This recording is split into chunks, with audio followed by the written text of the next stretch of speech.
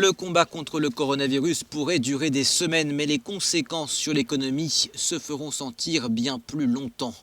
Pour limiter les dégâts, le gouvernement français sort l'artillerie lourde.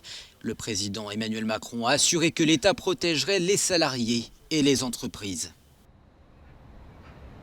Nous mettons en place un dispositif exceptionnel de report de charges fiscales et sociales, de soutien au report d'échéances bancaires et de garantie de l'État à hauteur de 300 milliards d'euros pour tous les prêts bancaires contractés auprès des banques. Ce mardi, le ministre français des Finances, Bruno Le Maire, a également annoncé un plan d'aide de 45 milliards d'euros pour les entreprises. Le ministre français de l'économie a également révélé que le gouvernement était prêt à utiliser la nationalisation si nécessaire.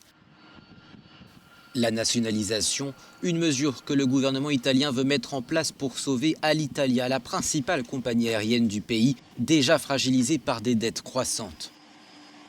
Le gouvernement italien a également adopté ce lundi un décret d'urgence de 25 milliards d'euros pour soutenir l'économie.